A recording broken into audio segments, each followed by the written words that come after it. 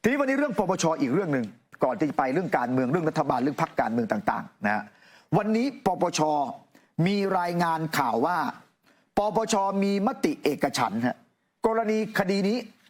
คดีที่ปปช.เคยชี้มูลความผิดแล้วในที่สุดก็ฟ้องไปที่ศาลฎีกาแผนกคดีอาญานักการเมือง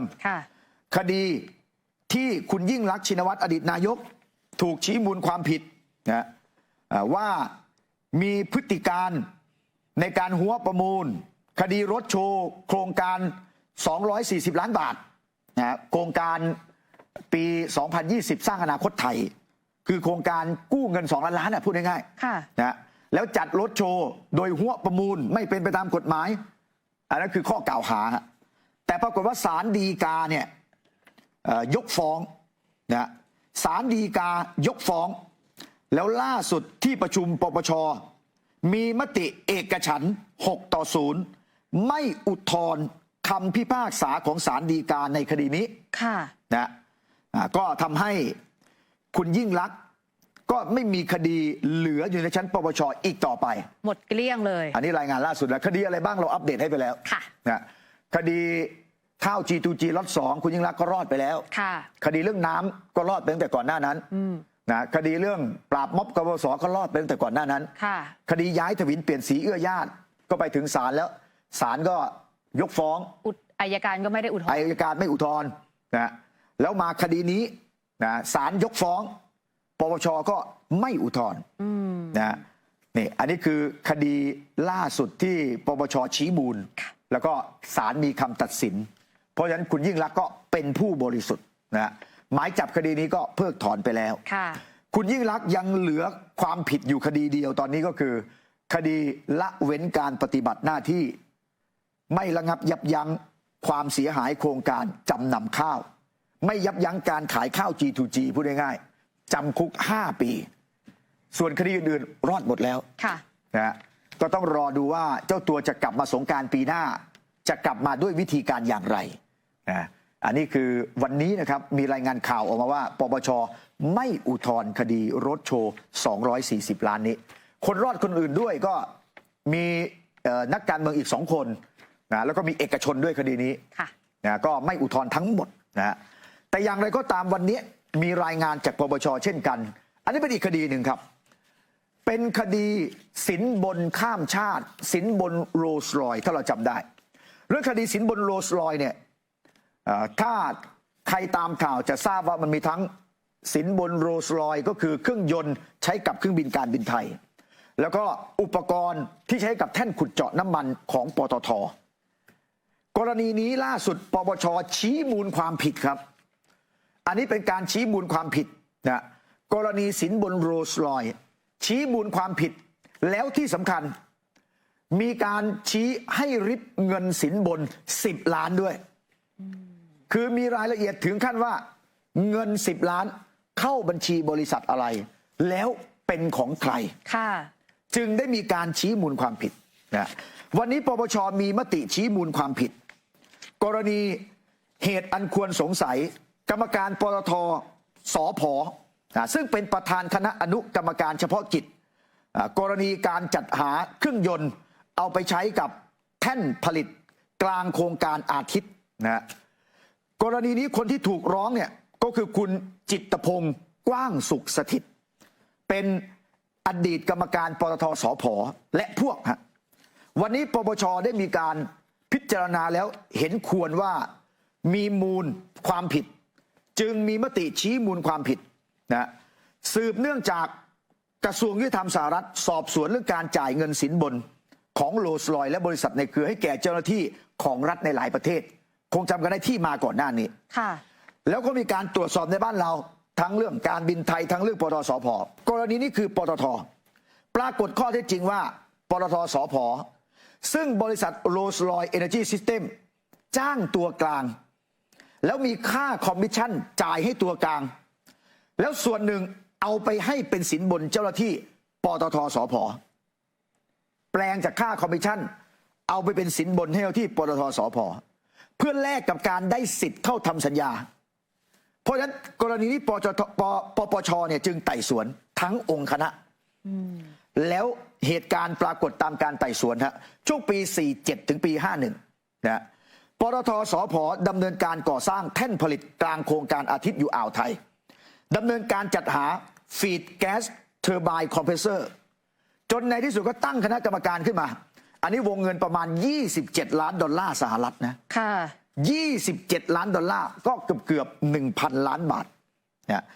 ให้มีอนุกรรมการเฉพาะกิจแล้วมีคุณจิตรพงศ์นะเป็นคณะกรรมการคนสำคัญจริงๆมีคุณจุลสิงห์ด้วยมีคุณอนุชาอีกคนหนึ่งแต่ท่านจุลสิงห์ท่านเสียชีวิตไปแล้วฮะก็เลยยกคำร้องในส่วนนี้ไปนะแล้วก็ไปสอบสวนพบว่าคณะอนุกรรมการเฉพาะกิจเนี่ยมีมติเห็นชอบในหลักการให้สั่งซื้อนะแล้วก็มีข้อคิดเห็นว่าให้ไปทำตัวเลขเปรียบเทียบค่าใช้จ่ายมาว่ารายใดเสนอมาเนี่ยเงื่อนไขดีสุดแก่ปตท.ค่ะปรากฏว่ามีการนำเสนอนะในที่ประชุมกรรมการแล้วคณะอนุกรรมการชุดนี้กลับไม่มีการพูดถึงว่าเฮ้ยตัวเองเนี่ยให้ไปทำข้อมูลมาประกอบการพิจารณาอนุมัตินะว่าอันไหนคุ้มสุดแต่ไม่มีการทำอย่างนั้นน่ะแล้วอนุมัติซื้อไปเลยสุดท้ายจึงไม่รอดครับนะ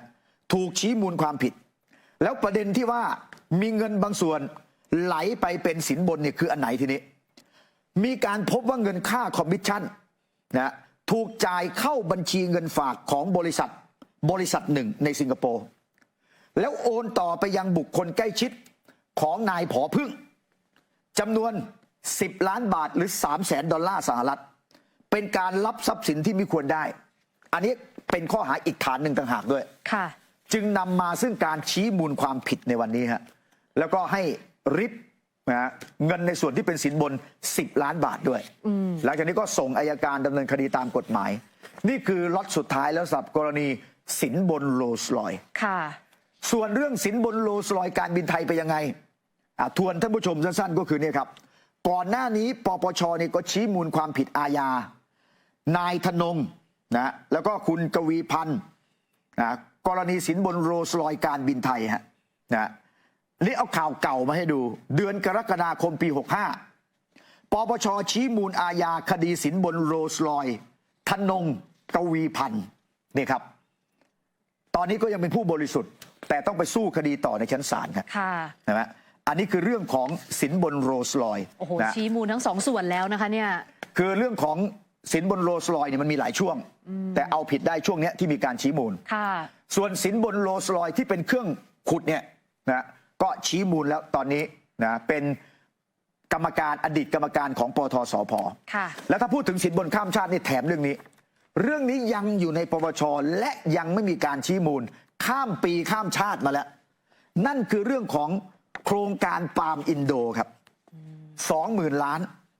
บริษัทปตท.ใหญ่ตั้งบริษัทปตท.กรีนแล้วก็ไปทำโครงการปลูกปาล์มอินโดแล้วหลังจากนั้นก็ไปลงทุนในโครงการปาล์มที่อินโดนีเซียหลายโครงการเนี่ยแล้วเกิดความเสียหายสูญเงินลงทุนจ่ายเงินสูงกว่ากรอบผิดระเบียบปี57เนี่ยบอร์ดปตท.นะตรวจสอบเรื่องนี้นะบอร์ดปตท.ใหญ่เองนะตรวจสอบแล้วพบว่าเฮ้ยมีการกระทำผิดลงโทษผู้บริหารฟ้องดำเนินคดีทางแพ่งส่งปปช.ให้สอบดำเนินคดีอาญาไงแล้วไอ้ที่ผู้บริหารปตท.ใหญ่ตอนนั้นเนี่ยส่งปปช.เนี่ยยังสอบชี้มูลไม่เสร็จเลยจนถึงวันนี้ในรายงานที่ปตท.ใหญ่สอบนะพบถึงขนาดว่า